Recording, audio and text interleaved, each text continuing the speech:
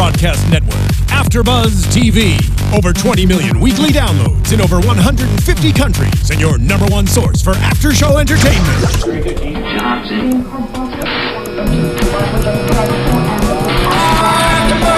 AFTERBUZZ TV, the destination for TV superfans. Producing aftershows for over 300 of your favorite TV shows. Interviewing celebrities and showrunners. And bringing you behind-the-scenes exclusives. All thanks to E! Entertainment's Maria Menounos, producer Kevin Undergaro, and internet leader Akamai. Now, let the buzz begin! Hey there, Grimsters! Welcome back! It's time for the AFTERBUZZ TV Grimm After Show! I hope you guys are all excited. Thank you for joining us. Yes, sending emails! Wow, we're so excited. We had to tell other people. Alright, guys, thanks so much. I'm your host, Zach Wilson. Back as always. You can tweet me throughout the week, throughout the show, at @ZachWilson, or using the hashtag ABTVGrimm. Make sure you find us on iTunes, SoundCloud, YouTube, all those places, and rate, subscribe, do all those fancy things. My fantastic panel is all here. Yael Tygiel. Hi, everybody. You can tweet at me at Yael Tygiel. That's YAELTYGIEL. And I'm Tauri J. Miller. You can find me on Twitter at Tauri J. It's TAURIJAY. I like how you went radio jockey on that one. I like that it ended with like a question. Like, why? Like, why not to eat me? Okay. Well, guys, you know what you should do? Yeah. You should cherish those who seek the truth, but beware those who find it. Nice. That's exactly what I wanted. And I didn't know it. Oh, that was a great one. The opening quote of tonight's episode. I guess it's going for the truth behind whatever the F is going on in Portland right now. Because we got a lot of secrets, a lot of mysteries going on between Wemlinger, our weird... Well, I know what he is. He's a Cajada Veal. But Cajada Veal? Say it again? Cajada Veal. Okay. Wait, say veal? I thought it was veal. I wrote it down as veal. Okay. No, not spelled that way. No, He's not a baby cow. I was like, that sounds delicious. Yeah. All right. Between him, we've got the SGA, Secret Government Agency. Yeah. I think. Sorry, just the Claw people that we've been referring to as the Claw Group. I think we should start referring to them as the Uprising. That's what I said last week. Okay, but now I'm I got yelled at for calling them the Uprising. No, not the SGO, yeah. No. The Uprising. Yeah, the Claw people. The Uprising. Yeah, the ones who tore up city of Portland. Right. The picture in half, on the screen at the end of last week's episode. I am now approving it. Still under review on my side, though. That's what we've been waiting for, is my approval. Yeah. We have the SGA and the Uprising. SGO. What did I say? SGA. The SGO. Secret government organization. Oh, I was calling them agency. Oh, okay. I'll take SG any vowel. Let's settle on one Secret right now. Society. Let's say Damn it. let's say SGO. SGO. It's guys. the SGO guys. Whew. Just to be clear. I approve. Until the showrunners actually name it. Them. Right. Yeah. But so James Ferran says no, they're the Claw and they're led by a doctor. Nice. Anyway, thank you guys to everyone in the chat roll for joining us. Stick around if you're watching live, because we're going to have a giveaway later in the show via the live chat. So those of you that tuned in live are going to be excited that you did. Anyway, let's get into this episode. I want to start with what felt at the top like a Wesen of the Week story. And I think that's what was so good about it, is that it felt very much like the standard Grimm episode. Like, we're going back, we got a bad guy, we're shaking it up a little bit with what Hank has to deal with this guy Pogue. But it's still the standard Wesen of the Week story. But the way that they ended it was fantastic, because it wasn't. It wasn't. Is it like a to be continued two-parter? I don't see. Here's the thing. I think it's not a two-parter, and that's the best scenario. Yeah. Because it's not like this, we're going to see this guy come back next week and then he goes away. This is a building block in what is going to be a at least half season long arc. It's the big arc for the season. The big bad is the uprising. Okay. And this is we're starting to see the pieces of it. That now we see where they got their money. They've been embezzling it from various organizations, shipping it off to Puerto Rico. So you don't think Wimbledon's coming back? Wemlinger? Yeah, Wimbledon. Wemlinger got shot. He is dead. What? Wait. Yes, you are correct. What? Did I miss something? Wu shot him in the chest. Right. Oh, with right. multiple bullets. Yeah, I forgot. He's coming guys, back. I'm going to be real honest. Once the end of the episode happened, I forgot the whole rest of the episode.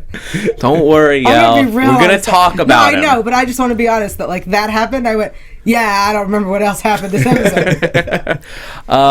So he's not coming back. Right. Sorry, I apologize, guys. But his actions absolutely Yes. will. What did you guys think about this story, about how it ended?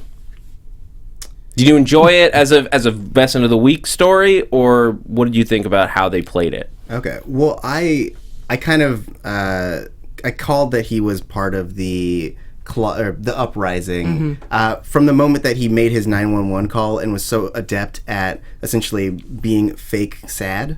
I was like, he's got to be trained in some way. And then I was like, oh, what if he's the money guy for the uprising? So I like that. I like being right, so that's a thing. But also I do like that it tied in, and that it wasn't just the standard, oh man, there's a Wesen, what is it? Oh my gosh, Mama Rosalie identifies, and then we just move on to the next week and never speak of it again. It almost didn't matter what type of Wesen he was. It was irrelevant. Right.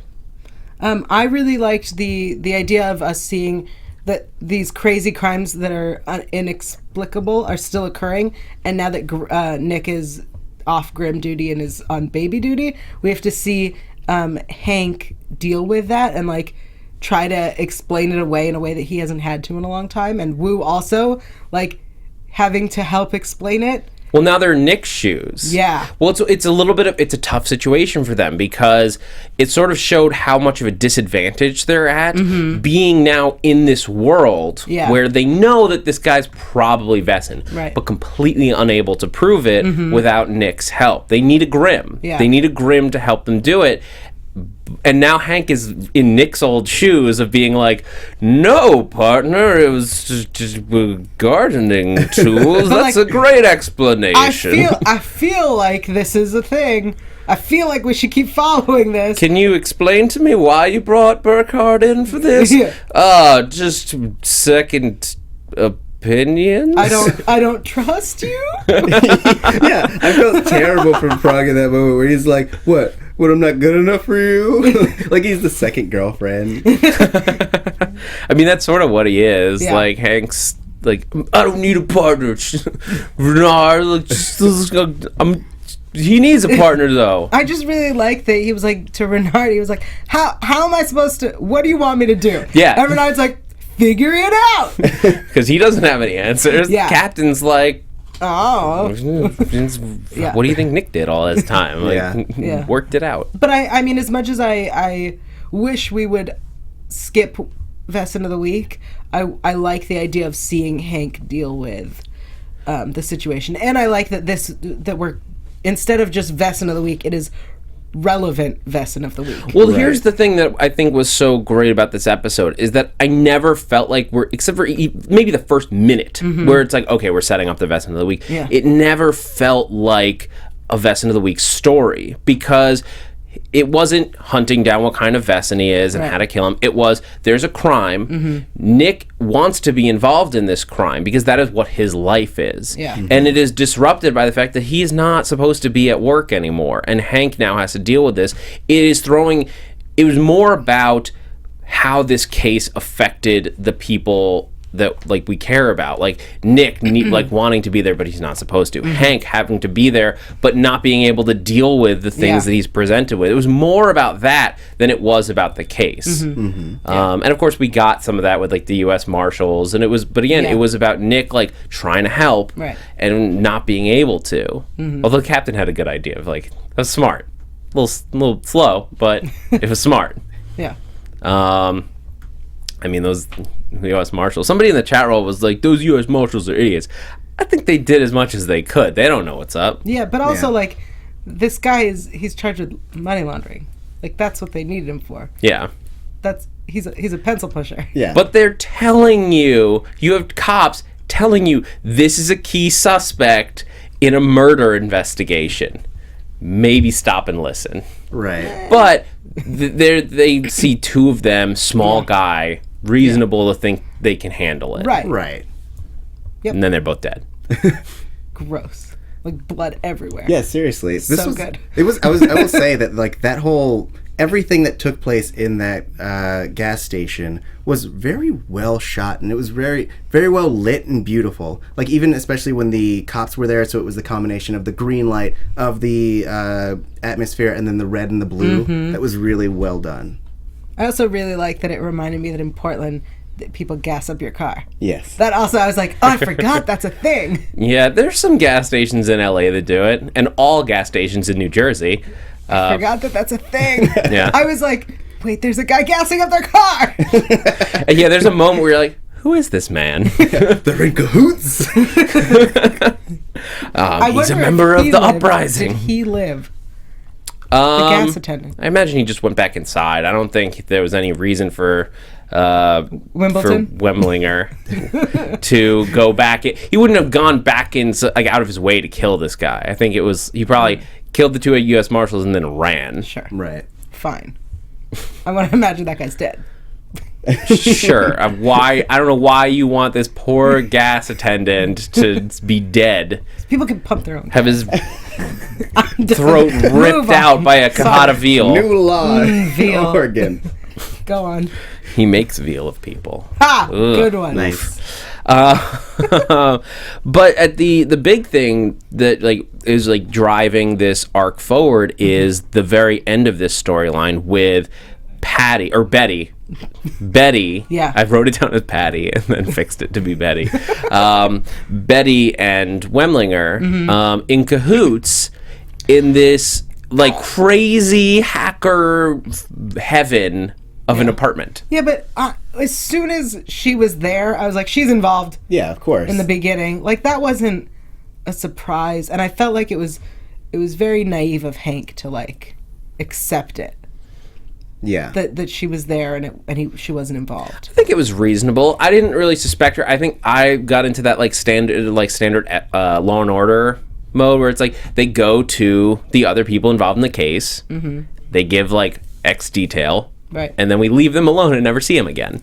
Yeah, but it's always as the SVU host here on AFTERBUZZ, it's always the person who just gives like the, oh, didn't you know this fact? And then disappears. That's the killer. Always. It's that person. It's Betty. Fair enough. It's the, why were you called? Oh, I was real close to them. Yeah, you're involved.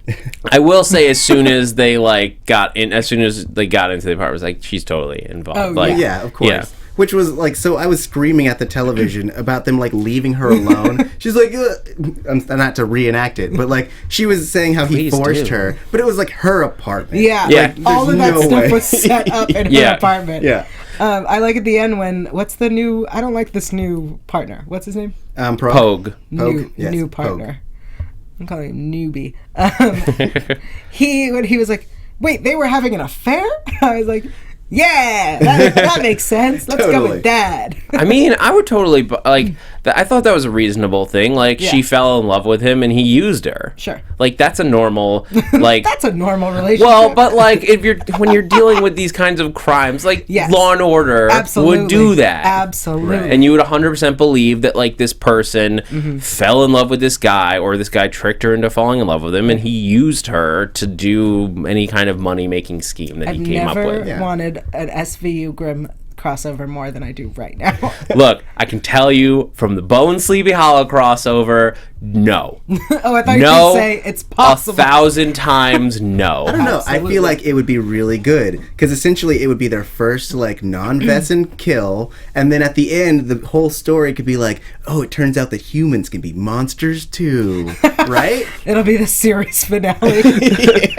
No.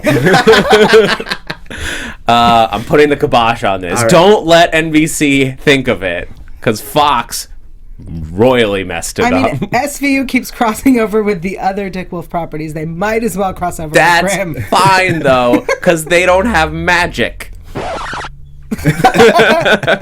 All right. Okay. But as they are, like, the two big moments that really drive that turn this from a Wesen of the Week story into a much bigger arc-driving storyline are the claw mark on the mirror when at his kill of the two U.S. Marshals, and then they're seen deleting tons of files at the very end. And there's that quick moment where you see a spy picture of Captain Renard on her computer as she's deleting everything, coupled with she shouts like the mantra of the uprising at them as she dies. Let's deal with the photo. Well, I mean, we can deal with all of it at once, I guess. What are you thinking? So I, at that moment, went, oh man, I have to sit and rewatch this and like see all the images, and I didn't, and I will. That's what I want to say. I'm gonna stop and do screenshots and tweet those out for people, unless somebody already has. And if you did, I think they should win whatever prize. So that should be our challenge, is who can send us screenshots of all the things she was deleting. Well, maybe another week. All right, I will give you a prize. You know what? That's what I'm going to do. If somebody does that, I'm giving them a prize. All right, there you go. Challenge sent out there. You have until next episode to do it. All right. Because I'm sure there was other stuff that we missed. Right. Yeah. I mean, it was a very quick scene. Right. I didn't have time to go through and frame by frame it. Right. Maybe this week. No, or someone is going to do it, and or I if somebody will does give them it a for prize. us. People are saying other crossovers that we could do instead. It's like Constantine, Gravity Falls. Constantine's already doing its crossover with Arrow this year. Why stop? You know what? I would love him on this show. Yeah. Anyway. Yeah. Anyway, I don't think we need any crossovers. I'm fine with Grimm just living You're on real its own. nervous because of what happened with Look, Bones we were all left in this weird like purgatory of like, it's not there's magic in this world. There's not magic in this world at the same time. Yeah. It made no sense as a viewer of the magical show. Anyway, so what she shouts and this is like huge. I think I have massive predictions off of this. Okay. She shouts, "Occultatum libera." Yeah. Occultatum libera, I believe is what she shouted. Okay. Which, as Monroe helpfully points out, loosely translates to "free the hidden." Going back to my prediction from last week, this is Wesen who are tired of hiding and they want to just be themselves, which is a popular theme I was tonight. Join us for Doctor Who tonight at 10 p.m. Pacific Standard Time. Yeah, I also was like, what, are all my shows doing this? Yep, pretty much. Yeah. Okay. I mean, the symbol for the claw is also eerily similar to what the Zygon resistance symbol is in Doctor Who. But we're talking about Grimm. Right. We're talking about Grimm right now. It's also kind of happening on... That's... Downton Abbey? This is not Sleepy Hollow After Show. Is that what that was? Yes, that was Downton Abbey. Oh, okay. Or Sleepington Abbey, as fans of that show may know it. Anyway, moving back to Grimm. Wait, is this Grimm? We have wandered so far off the topic. Occultatum libera. Okay, we're just. What do you guys think? As I said, to reiterate, my theory is that this is about the Wesen who are sick of living in the shadows, which is reasonable. I think reasonable thing. I agree. I think because of our current Doctor Who situation, we're all on the same boat. They're like, oh, this is very clearly this. Yes. And I think that that's where we're headed, especially after the end of last season, where there was a little bit of this, this like the guy who made the video in the haunted house, and like other stuff where it seems like it's being more revealed to the world. And I think because we have the SGO, and people were pointing out that the SGO might be either an offshoot or like people who've left the What are they called? The uprising? The SGO left. What's the council? Yes, the council. That's what I was Wesen Council. Yes. I feel like it's the opposing group of the SGO might be part of the council against the uprising. Yes. And so like there's this whole war a bubbling, and I'm so excited. Well, it's great. I think that what I would love to see from this season is a simplification of all the massive amounts of organizations that we've started dealing with, and we got a little bit of where they acknowledge that, where they're like, there's so many symbols for like the Virat and for the Wolfsangel. The Wolfsangel, yeah. Just like there's, I mean, it's the Wesen is not a small community. There are millions of Wesen all over the world, if not billions. Yeah. And so, of course, there are going to be different factions. But in terms of what we're dealing with on the show, the royals are not going to be dealt with anymore. Yeah. We've gotten that information from the showrunners, Right. like at least this season. Not that they're going away entirely. Right. We're just not focused on them right now. Yeah. So left in play are the Wesen Council, who I can't imagine are not going to come into play very soon. I mean, especially Rosalie name dropped them. Was it last week where she said I'll call them, but I don't think they'll know? Yes. Yeah. Yeah. Yeah, so they're clear. I mean, this is literally, if we're right, if our prediction is right, this is exactly what the council is against. That is like, literally, you're asking for a war between these two organizations. Yeah. And I mean, who knows, maybe is the secret government organization an arm of the Wesen Council? Right. I believe Yes. they are. I would agree with that. Which We have no confirmation. That is a prediction. yeah. Yes. I mean, we have one big chiseled connection to the resistance. We do. I like the way you Statue, right? described him. Absolutely. Of course, we're talking about Meisner. Who? Meisner. This was really funny. I looked at some reviews Yes. on just other sites like AV Club and Was it like, descriptions of his body? No, but it was just like somebody, like one of the reviews was just like, oh, and that guy Meisner, who you might remember from like XYZ old episodes, it was as if they were clearing up who this person was Right. for other people, and we're just like, no, that's Meisner. Like, That's very clearly. do you not remember this character? We talk about him all the time. Yeah. He's so important. The key to Are we there yet? Can we talk about him? Is that what's happening now? Yes. Okay, because we had some questions last week about the accent, and this week again, the accent. I'm not sure what's happening with this accent. I'm not sure if he has one. I could have sworn Damien, the actor, had an accent, and now I don't know anymore. Well, I mean, it could be that essentially he is a chameleon in that the first time we met him, he wasn't in America. He was out, like he was in with Vienna. the Royals. Yeah. Yeah. So like he could have been speaking in an accent there to fit in more. And now that he's in Portland, he's trying to fit into Portland. Sure. So that could be it. Okay. That could work. Also- or which side is he? Or the answer is he's playing one side Right. against the other. I don't think he's really a merc. I don't think he's a mercenary. You don't think he ever was?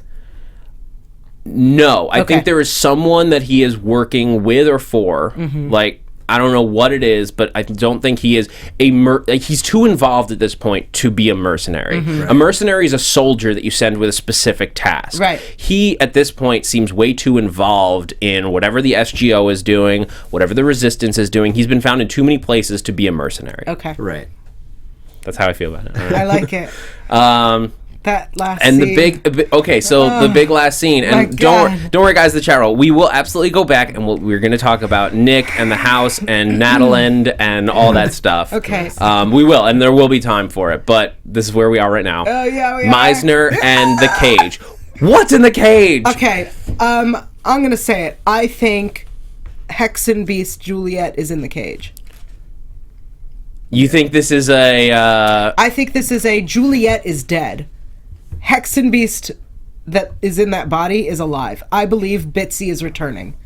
Interesting. I'm making a bold prediction. That is. I mean that. They've More kept it importantly- real quiet. If that's what's happening. Yeah. I'll say also this.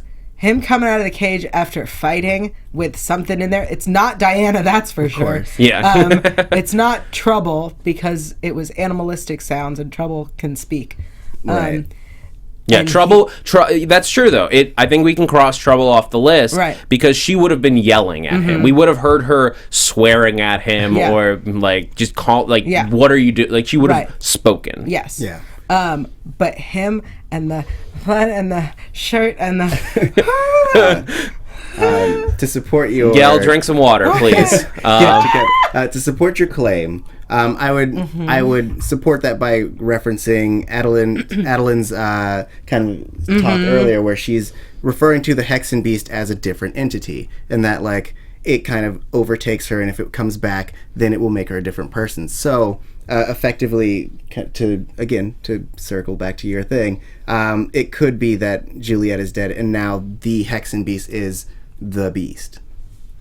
Yeah. Oh, okay. Yeah. So it like it does sort of play into what Adeline is talking about, where she doesn't want to be a Hexen Beast again. Exactly. This is the most that we've seen it defined as being a Hexen Beast has an effect on your personality. It is unlike most Wesen, where it seems to just be a part of who you are 100%.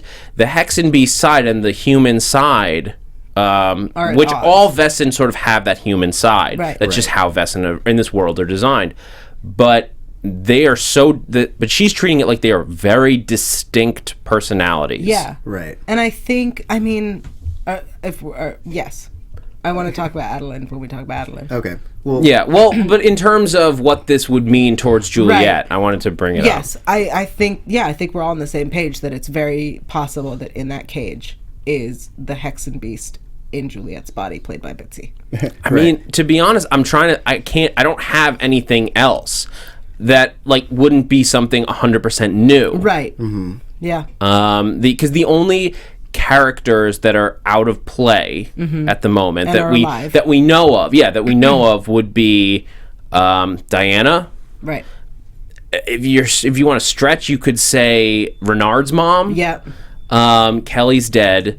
We don't know of any other Grimms in this world. I got nothing else. Like no other known characters that are regulars, even semi-regulars, could be in there except Juliet. Guys, it's Bud's family. That would be real impressive. They are fighters when they get into it. If they could take down Meisner, whoo! He came out with, and the shirt. Oh, yeah, definitely. It was beautiful.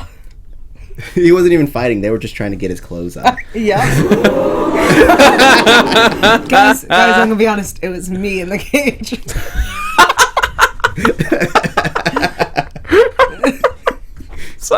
Makes sense. With the blood and the shirt. Yeah. Okay. It's really hot in here now. But so I mean that is the big thing with the cage, I guess, is that we don't know what's in there. Moreover, we don't know why they're holding this creature. I mean, here's my big question. Yeah. What do you guys think the goal of the SGO is at this point? Goal of the SGO. Like, what are they after? What are they trying to do? Because I'm not sure. I think it's a big question. We have two organizations. We have an idea of what one wants. We don't know what the other one's after. Right. I mean, I think we had talked about it last week, in that it could be either an offshoot or a subdivision or just a separate entity from the council, because they seem to be doing exactly what the council does, but more efficiently and more in the using more modern methods and kind of militantly. Yeah, because like the council was all about just sending anytime that a Wesen was exposed, they would just send an assassin, which is real archaic. But like if you have this like organization that has come together, essentially is able to wipe out any evidence of the existence of Wesen, then it becomes a more efficient group. And I think that that's the main thing, and that's what would put them at odds against this group that wants to be out in the open, is that their whole goal is to make sure that that never happens. Cool. Yeah, I agree. I also think that because it seemed like what we knew up until this point was that they're looking to use a Grimm to find bad Wesen.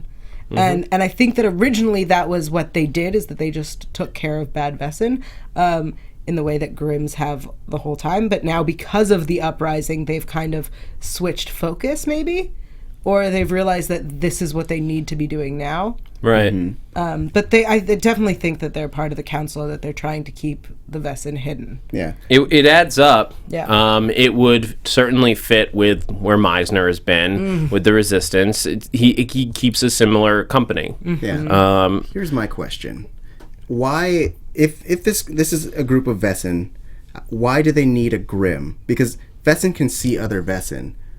So they don't necessarily need a Grimm to identify the bad Wesen, because they know. Because Meisner is not Wesen, so Right. far that we know of. So that's why they need a Grimm. Well, but because they he's have saying they but they have tons of Wesen on their team. Yeah. Why? I think they're just stacking their deck. Yeah. A Grimm is very powerful, even amongst Wesen. It's just like going after a specific Wesen that you want to recruit that would be useful to your cause. A Grimm is very powerful. Most Wesen are scared of Grimm, so you get an intimidation factor if you have a Grimm on your team. Not that Meisner isn't threatening. Thank you. But he doesn't have eyes that are dark as like the darkest black of a black hole. That's true. Right. He has beautiful eyes. So he doesn't have the same threatening presence to a Wesen that Meisner does. Right. So he's a higher intimidation check. Sorry. Yeah. Okay. So while Yael swoons, I want to do a quick talk to you guys, as you've heard before, about iTunes. And stay tuned, because at the end of this, I'm going to tell you how you can win those Meisner mask fan things. They're Meisner from mask Comic-Con. fans? Well, You just they said are Meisner. masks, and they can also be used as a fan. Yeah, but you said Meisner. Did I say Meisner? Monroe. M names. They're just confusing. They're Monroe masks. Those are two things you do not mix up. Monroe. Well, it's because the masks are used for acting, and so you use them with the Meisner. Meisner technique. But I wanna give some shout outs to the people on Yay. iTunes. If you go to iTunes, rate and review us. Hit us with a review. It only takes 10 seconds of your time. Make it short, make it long. We want to know what your thoughts on the show are. We want to know that you're enjoying it and that you're having a good time. And let us know about your thoughts on Yael's crush. I don't know. I feel like that would be a fun me to comment to calm topic down. on. But I want. Before you give a shout out for iTunes, last week we were given the pronunciation of the Laufer group, and it was Laufer. Okay. Just Cool. so Okay. thank you to Grimwiki for correcting that. Thank you, Grimwiki. Yeah. But JD1Q says, duh, great show, 5 stars. Great content plus great host equals duh, great show. Smiley face. Duh. And Prodigal358 says, welcome back, you Grimtastic panel. Yay. Hi, everyone. Missed you all on this podcast a lot. What a great episode to kickstart the season. Can't wait to hear what you think. Thank you, Prodigal. Yay. And now I'm going to flip back over to the chat roll. All right, guys. So here's how it's going to work. We're going to be giving these little mask things around from San Diego Comic-Con. You're a San Diego Comic-Con exclusive. You can't get them anywhere else Except for here. Except for here. Oh, yeah. And so in the chat roll, I want the first person who can tell me who the quote of the week is from. Once again, the quote was, "Cherish those who seek the truth, but beware of those who find it." Who originally said that quote? Where is the source material from? You tell me, you win a Monroe mask. And then we'll have to get your Twitter to get in touch and stuff. So put that in, and then also put your, we'll call out the winner, and then I'll need your Twitter. Also, don't forget, I'm actually going to give away a prize for people who send screenshots from the... Yes. I just want to remind Just people. tweet them at us. Yeah, tweet and them we'll at go us, and from I there. actually have a prize to give. It is a video game. Stop using actually like we're not going to. I just want people to know that I'm not just being... I mean it. Right. But in the meantime, because we there's only a- have a few minutes, we only have about 10 minutes left. So I want to make sure that we talk about Adeline, Yes. Kelly, and Nick. It's Grimmaniac Yay. with the win. Oh, now Grim Maniac has time for us. Grimmaniac pulls it out. So I think we already have you on Twitter, but drop it in there just so I know for sure. Congratulations. And those of you who still want to win those Monroe masks, don't hold out or keep holding out. The point is, you can still win. Stay tuned. I have about 6 of them, and we're going to be giving them away for different ways. Some on the live chat, some on iTunes or via YouTube, all different ways. So make sure to stay tuned, keep coming back each week to find out how to win. Yeah. Congratulations. Now that you have time for us. Oh, yeah, now that you... All right. Last week. Nataland. Yes. I'm just calling them Nataland to save time. Do you know... Well, first question off the top. How do we feel about this I'm not going to call it a relationship, but in that sense, that they're together, but the relationship building between these two characters. Okay. I love that we are building this relationship. I was really concerned because all of a sudden last season, as soon as Juliet went bad and everybody started hating her, everyone was super pro Adeline and Nick, and I just didn't see it, right? Because the only thing they had in common was this: they're pregnant with a baby, and it's because she tricked him. So now seeing them having to get to know each other and seeing her without the Hexenbeast being a good person and seeing him learn that she's allergic to tomatoes, like this I'm okay with, and this I will accept, and this will grow, and I think that's great. And it's, again, these writers are putting in the effort to make it feel right, and I appreciate that. I think it's still weird, and they need to continue to play this awkwardness between them, because first off, yes, there's a lot of death in this house, but also, like, she and him have a long history of butting heads. And I think that as much as I like seeing them getting to know each other and becoming a relationship, I also want to see that it's super awkward, because it should be. Yeah.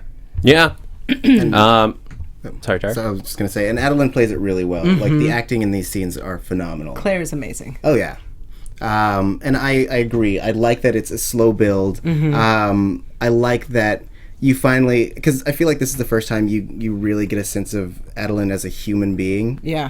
Because she's been antagonistic, and you've seen her vulnerable, but you haven't seen her as, like, a relatable character. Yeah, and this is also, she points out that she has no job, she has no home, and she has no friends. Yeah. And I was like, good that we understand these things. Not good that she doesn't have these, but, like, good that because when we first met her, if you guys remember, season 1, she was a lawyer. Yeah, I was actually I had to look it up. I'm like, that's right, she totally had a career. She was like the strong career woman when we met her.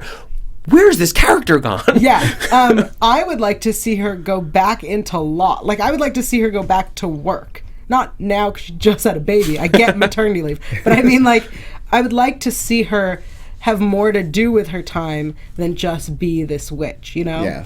And I'd like also... I like the idea of her and Rosalie becoming friends, because Rosalie is everyone's friend. You know what I mean? Like, Rosalie is just so sweet. That she's everyone's friend. Yes. And I like the idea of them becoming girlfriends, especially because if the prediction of Hexenbeast Juliet is right, then she's going to be pissed. Oh, yeah. I also like the idea of her being a lawyer, so that instead of having a crossover with Law & Order, we just have it in the show. Nice. So that she can be the justification so she can argue why these Wesen cases are normal. Yeah. So that'd be pretty sweet. Yeah. Turn this show into Wesen SVU. I would actually love to see if we... I don't want to go into the procedural mode of this show. Right. But if we had to, and we added in Adeline as the second half, you do the courtroom. Yeah, the courtroom half of SV, or like any Law and Order. Yeah. That would be amazing. Absolutely. Yeah. I would watch the hell out of that show. Yeah. You and me both. And then do an after show for it. I probably would. I mean, I'm here already doing it. So, but so here's the question. Meisner, sorry. here's my question for you guys. Yeah. Should Nick and Adeline stick together? Like, right now, they're sort of in this weird... I mean, you could say in your answer if you think that they should be together, or just keep living together where there's like she's in the guest room, whatever house they may be in. Do you think that they should continue to live together and be this, if not a couple, parental a team? I think it's headed towards a couple. I mean, I think that's where we're headed. And I think that that's what we're going to get. Are you happy about that? I will be. Okay. That said, I would really... We all know who I think she should be with. But if she can't be with him, I'm available. Meisner, to be clear.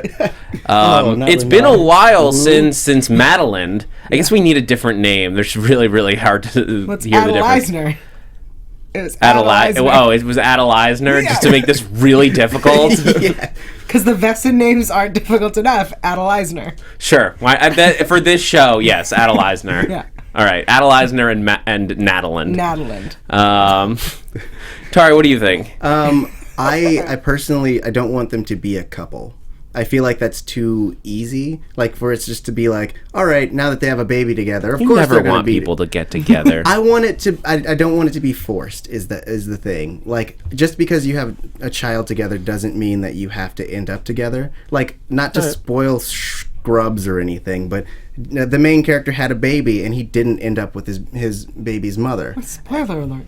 Yeah. Go on. Years out of the spoiler warning zone. All right. And I feel like it's more progressive and it's more realistic. Yes. The thing is, she's had I'm not talking about the like physical relationships. She's had relationships with other people on the show, like Renard, and I think it would be interesting to have like. Let's Brady Bunch it. Let's put them all in a house together with all the kids. You know what I mean? Like, you got to get Diana in there, and we got Kelly, and Renard, and Meisner, and Nick. It's the Grimm Mansion. I mean... Coming this fall to Bravo. Why would it be on Bravo? Because it's a reality show about a bunch of people living under one roof and making mistakes. What'd you call it? The Grimm Mansion? The Grimm Mansion. No, we need Dylan back to name things like Trouble in Paradise. It's already here. And Woo's Clues. Yeah, we'll find a name. That's not a Dylan-worthy name. Whoever you are. It's not a Dylan-worthy name. Ow. Well, I think it's interesting. The chat roll is divided. A lot of people think that it should be stick together. Like Raw Tilt says stick together, but not a couple. Retro Outside the Box says let them be friends. Melissa Davis says yes, stick together. But then says heck, I don't mind if they're a couple. I thought even last season they were building this dynamic between the two of them that very much lent itself to being a couple. Yeah, interesting. I think I think it may just be that David Giantinelli and Claire Coffey have a great chemistry. Yeah, they've been working together for years now. Right. Yeah. And this is their 5th season, so yes, they have a good chemistry. They play off each other well. It could work. Essence of West End. There it is. Thanks, Dylan. Little factoid with baby Kelly. Did you notice that Monroe and Rosalie they built their little crib, and inside there were 2 toys, 2 stuffed animals, a wolf and a fox. Oh, I totally noticed. Nice. Adorbs. It was great. It was great. Oh, all right. All right. All right. Well, that's it. Real quick. We won't even do the segment, but a quick prediction as we sign off. Meisner's sticking around for a few more episodes because something is going to happen. That much I know. All right, Tari? Diana's going to make an appearance, and then the SGO are going to be in contention with Nick. Blah. Blah. Yeah, I mean, my big prediction, Occultatum Libra, Wesen are coming out, but I think by the season's end, Wesen are public. The public is fully aware. By end of season or half season? By end of season. Okay. By end of season, Wesen are public. All right, Yael Tygiel, where can people keep up with you? You can keep up with me online at yael.tv. That's YAEL.tv. I'm also on Twitter, Instagram, everything else at Yael Tygiel. That's where I will give away prize at Yael Tygiel, YAELTYGIEL.